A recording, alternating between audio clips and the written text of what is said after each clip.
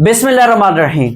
Federal public service commission का assistant director airport security forces का batch 3 का आज पेपर सॉल्व करते हैं। सबसे पहला क्वेश्चन है G7 summit 2025 held in which country. तो ये कहां पे हुई? ये कनाडा में हुई। अब यहां पे क्वेश्चन ये बनता है कनाडा का कौन सा शहर था? तो याद रखिएगा कानानास्किस का नानास्किस ये शहर था। और इसके बारे में याद रखिएगा ये असल में क्या है? असल में एक डिस्ट्रिक्ट है किसका? अल्बर्टा का। अल्बर्टा कहां है? अल्बर्टा जो है वो कनाडा के अंदर है। अब यहां पे फिर एक क्वेश्चन ये बनता है कि ये जो समिट थी ये कौन से नंबर की समिट थी? तो ये 51st समिट थी। कौन सी समिट थी? 51st समिट थी। अब यहां पे फिर एक क्वेश्चन बनता है कि ये समिट कब से कब हुई? तो याद रखिएगा ये समिट 16 से 17 जून 2025 को कनाडा में होती है। यहां पे डोनाल्ड ट्रंप साहब को अपने लाजमी याद रखना है, क्योंकि डोनाल्ड ट्रंप साहब क्या करते हैं, ये जो समिट थी इस समिट को छोड़ के वापस यूएसए आते हैं, तो इस वजह से ये बहुत ज्यादा इंपॉर्टेंट है। और फिर इसके बारे में क्वेश्चन क्या बनता है? क्वेश्चन ये बनता है इस G7 को ग्रुप ऑफ 7 भी कहा जाता है। क्या कहा जाता है? ग्रुप ऑफ 7 कहा जाता है।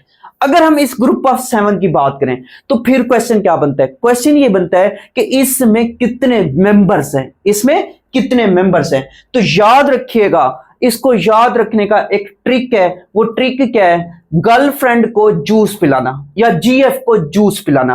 तो यहां पे देखो जीएफ, ये आपका जीएफ हो गया, ये आपका जूस हो गया।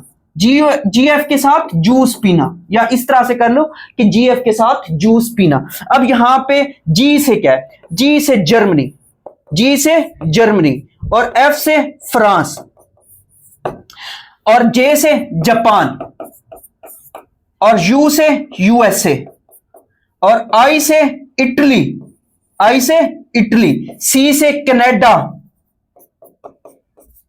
और ई से इंग्लैंड, जिसे यूनाइटेड किंगडम भी कहा जाता है। इंग्लैंड से मुराद क्या है? इंग्लैंड से मुराद आपको याद करने के लिए बताया जा रहा है कि यहां पे बाज दफा वो यूके दे देता है, वो यहां पे बाज दफा क्या दे देता है?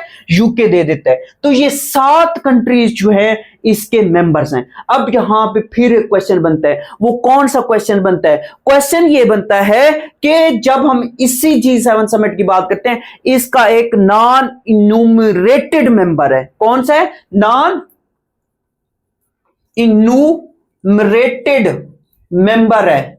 वो कौन सा है? वो आपका यूरोपियन यूनियन है। वो कौन सा है? वो यूरोपियन यूनियन है। अब यहां पे फिर एक क्वेश्चन बनता है कि ये जो समिट थी या ये जो ग्रुप G7 है, G7 ये असल में बनी कब थी? तो याद रखिएगा ये 25 मार्च 1973 को बनी। कब बनी? 25 मार्च 1973 को। 1973 को G7 बनाई जाती है। तो ये मोस्ट इंपॉर्टेंट क्वेश्चंस हैं G7 के हवाले से।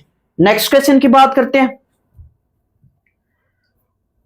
नेक्स्ट क्वेश्चन है where is the NATO summit being held in 2025। तो ये कहां पे हुई? ये नीदरलैंड में हुई। कहां हुई? नीदरलैंड में हुई। अब जब इसकी बात करते हैं तो नीदरलैंड का कौन सा शहर है?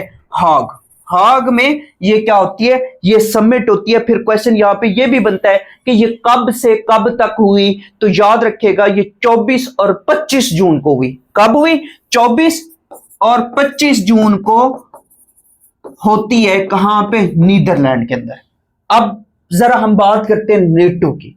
नेटो की जब बात करते हैं तो नेटो के कितने मेंबर्स हैं? तो नेटो की फुल फॉर्म क्या है? नेटो का हेडक्वार्टर कहां है? नेटो का लास्ट मेंबर कौन सा है? नेटो कब बनी? नेटो के फाउंडिंग मेंबर्स कितने थे? ये सारे क्वेश्चंस एग्जाम के अंदर पूछे जाते हैं। तो नेटो की फुल फॉर्म क्या है? North Atlantic Treaty Organization. तो ये क्या है? ये नेटो की फुल फॉर्म है। कब बनाई गई? ये अप्रैल 1949 को बनाई गई। अब यहां पे फिर क्वेश्चन ये बनता है कि इसके फाउंडिंग मेंबर्स कितने थे। इसके फाउंडिंग मेंबर्स जो हैं वो 12 जो हैं इसके फाउंडिंग मेंबर्स थे। इसके फाउंडिंग मेंबर्स कितने थे? 12 थे जिन्होंने मिलकर बनाई थी। अब जब इसकी बात करते तो इसका हेडक्वार्टर कहां है? इसका हेडक्वार्टर जो है वो ब्रसेल्स में है। कहां है? ब्रसेल्स। ब्रसेल्स का है? ब्रसेल्स जो है वो बेल्जियम के अंदर है। ब्रसेल्स कहां है? ब्रसेल्स कहां है? ब्रसेल्स जो है वो बेल्जियम के अंदर है। फिर इसके बारे में एक क्वेश्चन ये बनता है, क्या क्वेश्चन बनता है? इसके करंट मेंबर्स कितने हैं? इसके करंट मेंबर्स जो हैं वो 32 मेंबर्स हैं। अब इसके मौजूदा कितने मेंबर्स हैं? 32 मेंबर्स हैं। नॉर्थ अटलांटिक ट्रीटी ऑर्गेनाइजेशन अप्रैल 1949 को बनाई गई। इसके 12 जो हैं वो फाउंडिंग मेंबर्स थे और इसका हेडक्वार्टर जो है वो ब्रसेल्स बेल्जियम के अंदर है। इसके करंट कितने मेंबर्स हैं? करंट 32 मेंबर्स हैं। अब यहां पे फिर क्वेश्चन बनता है, ये जो 32 मेंबर्स हैं, 32 मेंबर्स, इनमें से 30 मेंबर्स जो हैं वो यूरोपियन कंट्रीज हैं। वो कौन सी है? यूरोपियन कंट्रीज हैं, यूरोपियन कंट्रीज। और जब इनके 2 मेंबर्स की बात करें, 2 मेंबर्स जो हैं वो नॉर्थ अमेरिकन कंट्रीज है। North American countries. अब ये नॉर्थ अमेरिकन कंट्रीज कौन कौन सी हैं? एक यूएसए है और दूसरा जो है वो कनाडा है। तो ये 2 कंट्रीज जो हैं ये नेटो के मेंबर हैं। अब फिर यहां पे क्वेश्चन बनते हैं कि नेटो का लास्ट मेंबर कौन सा है? तो नेटो का लास्ट जो 32nd मेंबर है, 32nd मेंबर वो कौन सा है? वो स्वीडन है। स्वीडन ने 2024 में इसको ज्वाइन किया था। बाज दफा एक क्वेश्चन और भी बनता है, वो क्वेश्चन क्या बनता है? इसका 31st मेंबर कौन सा है? फिर क्वेश्चन ये पूछ लेते हैं कि इसका 31st मेंबर कौन सा है। तो इसका 31st मेंबर जो है वो फिनलैंड है। फिनलैंड भी यूरोप का मुल्क है। फिनलैंड क्या है? फिनलैंड भी यूरोप का एक मुल्क है। तो फिनलैंड की जब हम बात करते हैं तो फिनलैंड इसका क्या बनता है? 31st मेंबर बनता है। कब इसने ज्वाइन किया? इसने 2023 को ज्वाइन किया। अब इसकी लैंग्वेजेस के बारे में पूछता है कि इसकी ऑफिशियल लैंग्वेजेस कितनी है, नेटो की ऑफिशियल लैंग्वेजेस कितनी है। जब नेटो के ऑफिशियल लैंग्वेजेस के बारे में पूछा जाए तो इसकी 2 हैं, एक फ्रेंच है और दूसरी जो है वो इंग्लिश है। ये 2 इसकी ऑफिशियल लैंग्वेजेस हैं। तो ये मोस्ट इंपॉर्टेंट क्वेश्चंस हैं जो कि एग्जाम के अंदर मोस्टली पूछे जाते हैं। नेक्स्ट क्वेश्चन की बात करते हैं। नेक्स्ट क्वेश्चन है old name of eco. Eco का ओल्ड नेम क्या है? आरसीडी है, regional cooperation for development. Regional cooperation for development. तो ये इसकी फुल फॉर्म बनती है। अब यहां पे याद रखिएगा ये कब बनाया गया? आरसीडी, या आरसीडी को किसने मिलकर बनाया? कौन से इसमें कंट्रीज थे? तो याद रखिएगा आरसीडी को 21 जुलाई 1964 को बनाया गया। इसमें 3 मुल्क थे। कौन कौन से? ईरान, पाकिस्तान और साथ में एक मुल्क याद रखिएगा तुर्की। इन्होंने मिलके इसको क्या किया? इसको एस्टैब्लिश किया। और इसका हेडक्वार्टर कहां रखा? इसका जो हेडक्वार्टर है वो कहां रखा? वो रखा तेहरान ईरान में। फिर आगे चल के 1985 में इसका नाम ईसीओ रखा गया, इकोनॉमिक कोऑपरेशन ऑर्गेनाइजेशन। ईसीओ की अब जरा बात करते हैं ईसीओ की। जब ईसीओ की बात करते हैं तो ईसीओ की फुल फॉर्म क्या है? Economic Cooperation Organization. ये 1985 में बनाई गई। अब याद रखिएगा 3 मुल्क यही आरसीडी वाले। और फिर होता क्या है? होता यह है कि इसका भी हेडक्वार्टर वही तेहरान में रखा गया, तेहरान ईरान में रखा गया।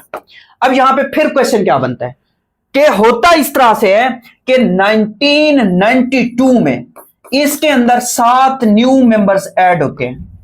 7 न्यू मेंबर्स क्या होते हैं? ऐड होते हैं। तो इसके अब मौजूदा करंट इसके मेंबर्स कितने हैं? इसके करंट मेंबर्स जो हैं वो 10 हैं। करंट मेंबर्स कितने हैं? 10 हैं। कौन कौन से? पाकिस्तान, तुर्की, ईरान। और 7 जो नए मेंबर्स हैं वो कौन से हैं? एक अफगानिस्तान है, और फिर इसके बाद याद रखिएगा, जब यूएसएसआर टूटा था तो उससे जो मुल्क आजाद हुए थे वही मुल्क फिर आगे चल के इसमें भी क्या करते हैं, इसमें भी एंट्री करते हैं। तो वो 6 मुल्क तो आपने वो लाजमी याद रखने हैं जो कि यूएसएसआर से आजादी हासिल करते हैं। वैसे तो बहुत सारे थे, लेकिन आपको एक ट्रिक बता रहा हूं याद करने का। अफगानिस्तान, फिर अफगानिस्तान के बाद उज्बेकिस्तान, उज्बेकिस्तान, फिर अजरबैजान, अजरबैजान भी इसका मेंबर है, याद रखिएगा अजरबैजान। फिर इसी तरीके से याद रखिएगा कजाकिस्तान, कजाकिस्तान, किर्गिस्तान, तुर्कमानिस्तान।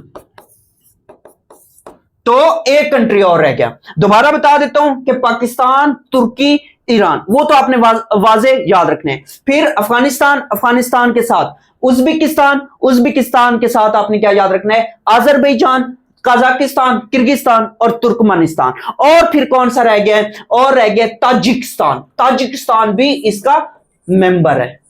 तो ये 7 मेंबर्स फिर क्या करते हैं, 1992 में इसको ज्वाइन करते हैं। अब मौजूदा इसके कितने मेंबर्स हैं, अब मौजूदा इसके 10 मेंबर्स हैं।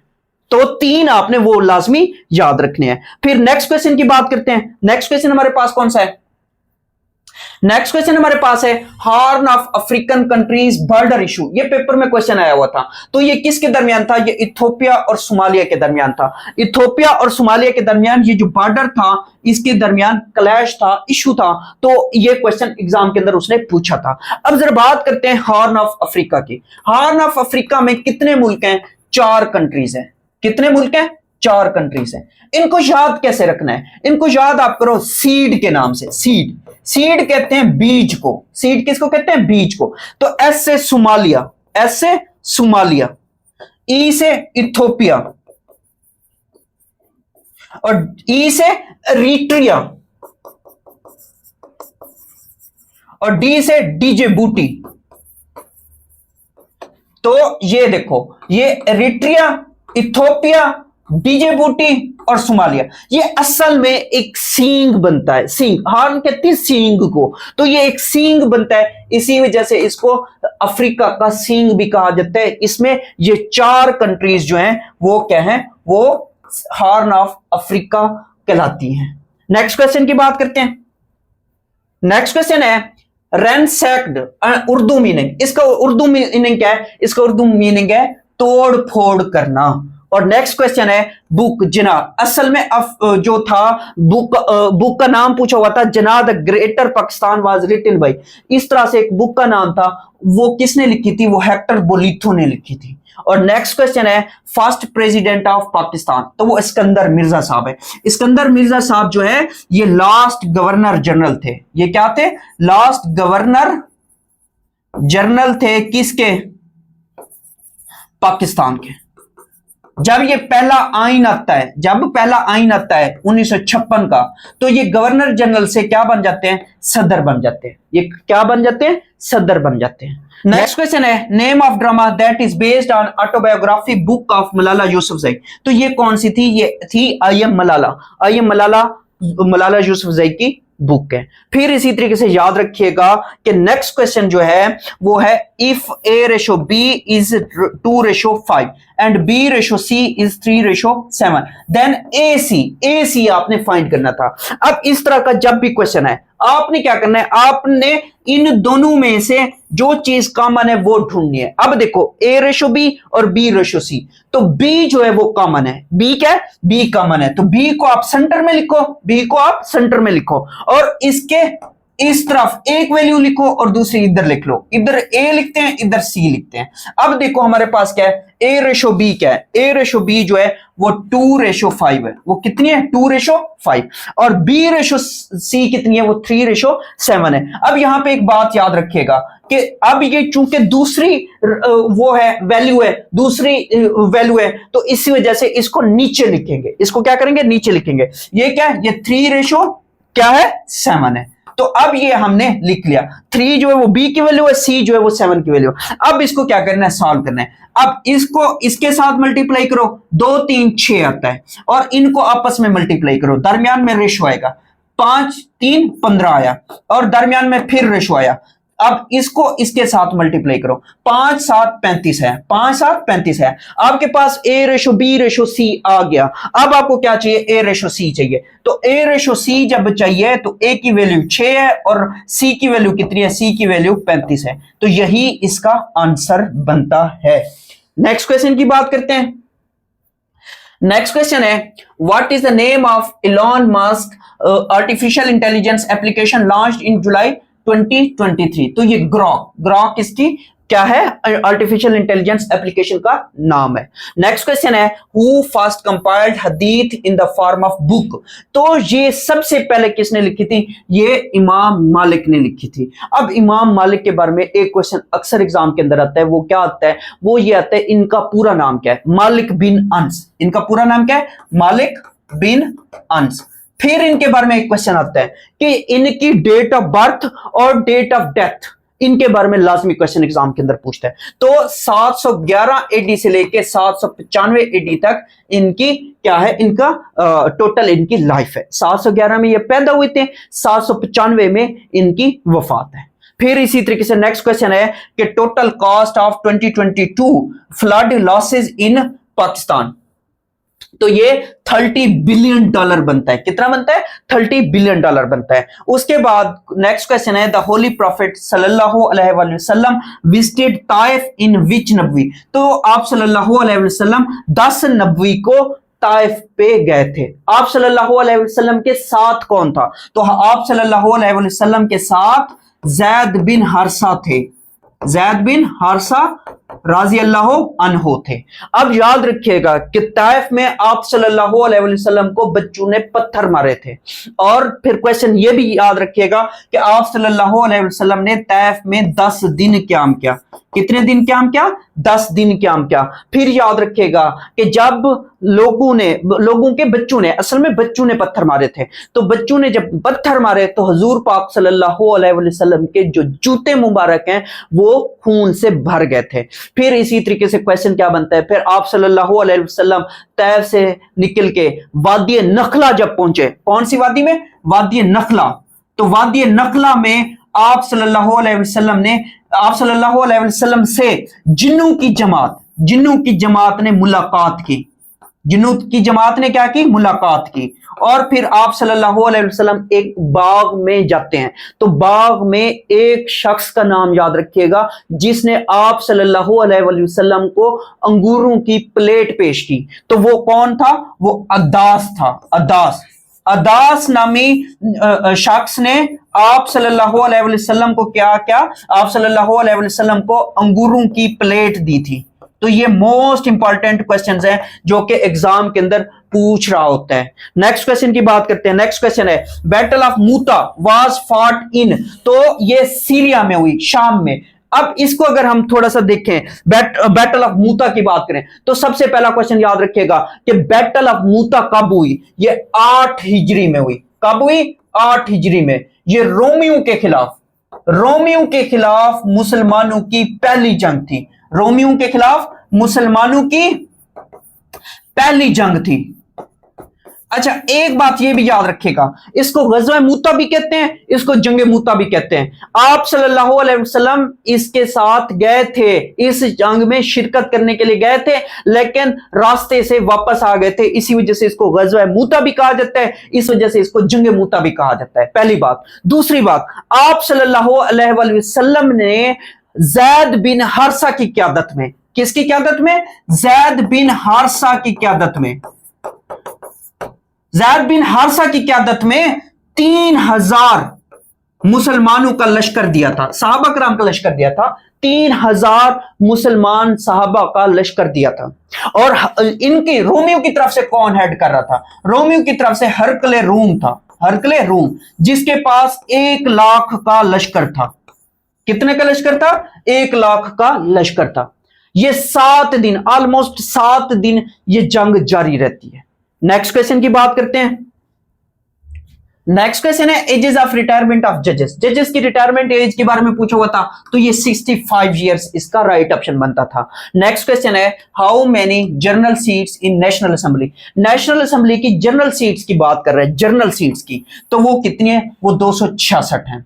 अगर बात करें वोमेन की कि नेशनल असेंबली में वोमेन की कितनी सीटें हैं, तो वोमेन की 60 हैं। और नेशनल असेंबली में नॉन मुस्लिम्स की कितनी सीटें हैं, तो नॉन मुस्लिम्स की 10 सीटें हैं।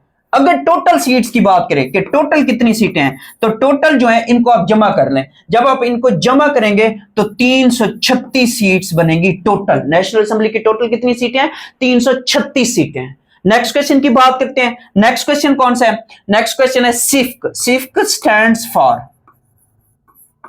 तो ये था special investment facilitation council. Special investment facilitation council था, जो कि 20 जून 2023 को, कब, 20 जून 2023 को बनाया गया। और इसके बारे में याद रखिएगा, इसका चेयर कौन है, इसका चेयर कौन है, तो वो शहबाज शरीफ साहब है। शहबाज शरीफ साहब जो कि मौजूदा प्राइम मिनिस्टर है, जो कि मौजूदा प्राइम मिनिस्टर है। नेक्स्ट क्वेश्चन है सिनोनिम ऑफ रूज। रूज का सिनोनिम पूछा हुआ था, तो ये ट्रिक भी कहलाता है, मूव भी कहलाता है, टैक्टिक भी कहलाता है। तो इसमें से जो भी राइट ऑप्शन था वो राइट ऑप्शन ठीक होगा। नेक्स्ट क्वेश्चन है कि अ बेस्ट मियस मीनिंग इन उर्दू, तो इसका मतलब क्या है, इसका मतलब है इत्तेदाल पसंद, परहेजगार या मोहतात। तो ये इसके क्या बनते हैं, उर्दू मीनिंग बनते हैं। नेक्स्ट क्वेश्चन की बात करते हैं। नेक्स्ट क्वेश्चन है the international court of justice discussion about genocide against. तो ये असल में इसराइल की अगर बात करूं तो गजा के साथ इसके तल्लुकात अच्छे नहीं है, तो वहां पे जिनोसाइड कर रहा है। फिर जिनोसाइड कहते हैं नस्लकशी करना। फिर इसी तरीके से अगर बात करूं म्यांमार की, तो म्यांमार में भी जो मतलब जिनोसाइड है, तो वो भी मोस्ट हाईलाइटेड होता है। तो इसका ये राइट ऑप्शन बनता है। नेक्स्ट क्वेश्चन की बात करूं तो नेक्स्ट क्वेश्चन है ASF, airport security force comes under which ministry. तो ये मिनिस्ट्री ऑफ डिफेंस में आता है। ये किस में आता है, मिनिस्ट्री ऑफ डिफेंस के अंदर आता है। फिर नेक्स्ट क्वेश्चन है airport security forces is governed through which act, यानी कि एएसएफ का एक्ट पूछ रहा है, तो वो एयरपोर्ट सिक्योरिटी फोर्स एक्ट 1975 इसका राइट ऑप्शन बनता है। फिर इसी तरीके से which is rabi crop, rabi crop का पूछा हुआ था। रब्बी क्रॉप जो है ये गंदम है, वीट है। जबकि खरीफ की अगर बात करें तो खरीफ क्रॉप में कॉटन आ जाता है और राइस आ जाता है, तो ये दो फसलें आ जाती हैं। नेक्स्ट क्वेश्चन है ज़कात इज मेंशन्ड इन विच सूरा। ज़कात जो है ये सूरा बकरा के अंदर है, ये सूरा बकरा के अंदर है। अगर ज़कात की बात करें तो ज़कात जो है 2 हिजरी को फर्ज हुआ था। और फिर इसी तरीके से याद रखिएगा इसके मसारफ ज़कात कितने हैं, मसारफ ज़कात इसके 8 हैं। मसारफ ज़कात इसके 8 हैं, जो कि सूरह तौबा के अंदर हैं, सूरह तौबा में बयान किए गए। तो 2 हिजरी को फर्ज हुई थी ज़कात, और मसारफ ज़कात कितने, 8 हैं। मसारफ ज़कात वो होते हैं जिनको ज़कात दी जाती है, ज़कात दी जा सकती है, तो वो 8 हैं जो कि सूरह तौबा के अंदर मौजूद है। नेक्स्ट क्वेश्चन की बात करते हैं।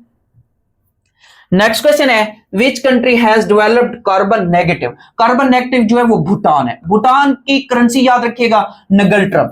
नगल्ट्रम इसकी क्या है, इसकी करेंसी है। और इसका कैपिटल भी याद रखिएगा थुम्फू। थुम्फू जो है वो इसका कैपिटल है। और ये एक लैंड लॉक कंट्री है, ये एक साउथ एशिया का एक लैंड लॉक्ड कंट्री है।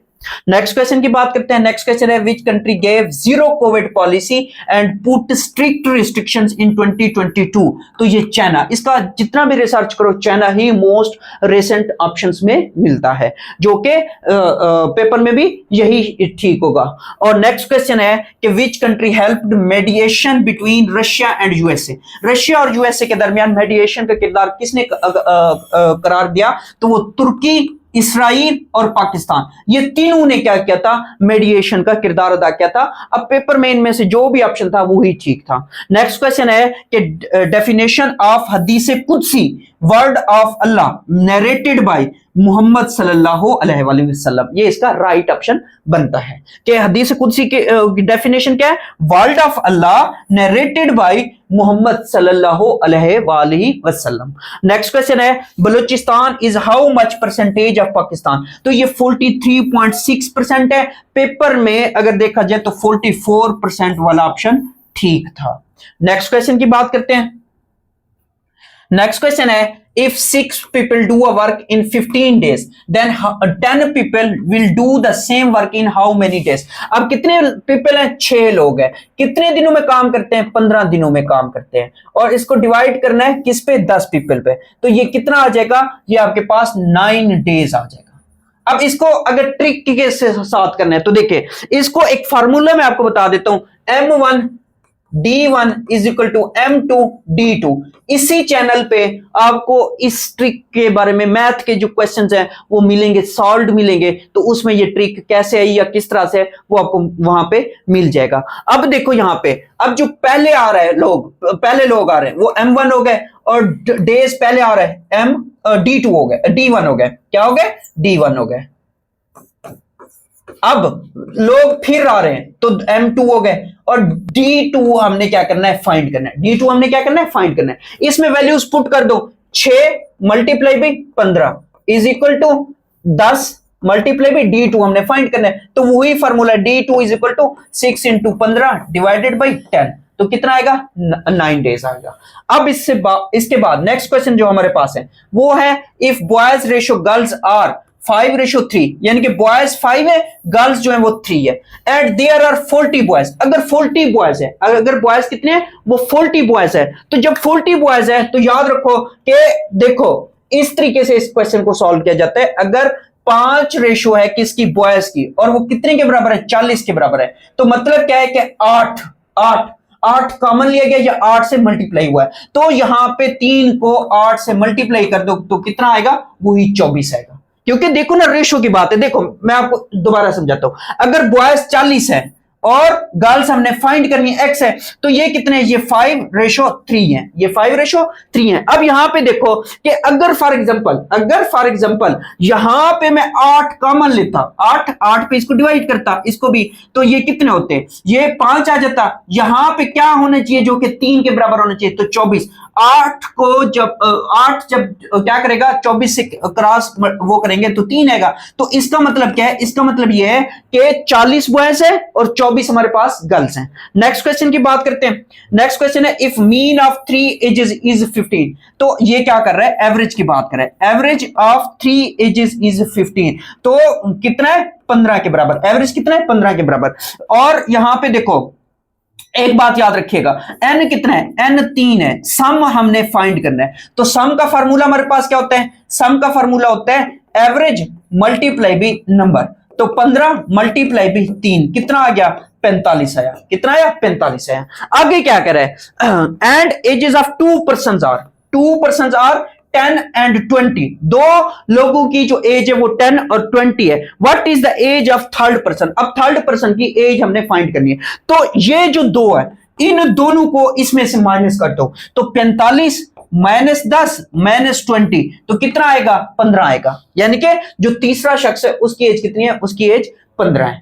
नेक्स्ट क्वेश्चन की बात करते हैं। नेक्स्ट क्वेश्चन हमारे पास है which city was under siege for long in Russia Ukraine war 2022-2023। तो ये मारिपोल इसका राइट ऑप्शन बनता है। इसके अलावा अगर मारिपोल ऑप्शन में नहीं था तो कीव भी इसका राइट ऑप्शन बनता है। कीव जो है वो यूक्रेन का दारुल हुकूमत है। नेक्स्ट क्वेश्चन की बात करते हैं। नेक्स्ट क्वेश्चन है meaning of idiom full of joy of spring. तो इसका बनता है to be very happy cheerful. To be very happy या चेयरफुल इसका राइट ऑप्शन बनता है। फिर याद रखिएगा Zunnurain was the title of which sahabi. तो ये हजरत उस्मान रजी अल्लाह अन्हु है, क्योंकि हजूर पाक सल्लल्लाहु अलैहि वसल्लम की 2 बेटियां, एक हजरत रुकिया इनके निकाह में थी, और फिर हजरत रुकिया की वफात के बाद हजरत उम्मे कुलसूम वो फिर इनके निकाह में आती हैं। तो इसी वजह से इनको क्या कहा जाता है? इनको ज़ुन्नुरैन कहा जाता है। फिर नेक्स्ट क्वेश्चन हमारे पास है which countries recognize the Taliban government, ये रशिया ने अभी रिसेंटली इसको क्या किया है, इसको रिकॉग्नाइज किया है। नेक्स्ट क्वेश्चन है which country post Pakistan, post नहीं है, oppose Pakistan membership in United Nation, तो ये अफगानिस्तान है, अफगानिस्तान ने अपोज किया था। नेक्स्ट क्वेश्चन है social boycott of holy prophet and his family lasted for how many years, तो ये 3 साल के लिए, ये कब से कब, 3 साल के लिए, 7 नबवी से लेके 10 नबवी तक ये सोशल बाइकॉट रहा था। नेक्स्ट क्वेश्चन है who was the first commander of Muslim navy, Muslim navy का फर्स्ट कमांडर जो था वो अब्दुल्ला बिन कायस था। इसकी अगर बात करें तो हजरत उस्मान के दौर में क्या हुआ था, पहला बहरी बेड़ा बनाया गया था। और नेक्स्ट क्वेश्चन है कि 1 unit was abolished in, 1 unit जो है ये जुलाई 1970 में अबॉलिश कर दिया गया था। और नेक्स्ट क्वेश्चन है Pakistan hosted ICC event after how many years, तो अगर आप पाकिस्तान क्रिकेट बोर्ड की वेबसाइट पे जाएं तो पाकिस्तान क्रिकेट बोर्ड की वेबसाइट पे 28 साल देता है, लेकिन मुख्तलिफ वेबसाइट्स पे आपको आईसीसी की बात करूं या डिफरेंट जो न्यूज वेबसाइट्स हैं तो वहां पे 29 ईयर्स इसका राइट ऑप्शन बनता है। और यहां पे ये भी याद रखिएगा ये कौन सा इवेंट था जो कि पाकिस्तान ने इसको होस्ट किया है, तो ये चैंपियन ट्रॉफी थी, चैंपियन ट्रॉफी कौन सी, 2025, तो ये मोस्ट इंपॉर्टेंट क्वेश्चन है। फिर इसी तरीके से नेक्स्ट क्वेश्चन हमारे पास है telling truth is called what in Arabic, तो ये सिद्क कहलाता है, ये क्या कहलाता है, ये सिद्क कहलाता है।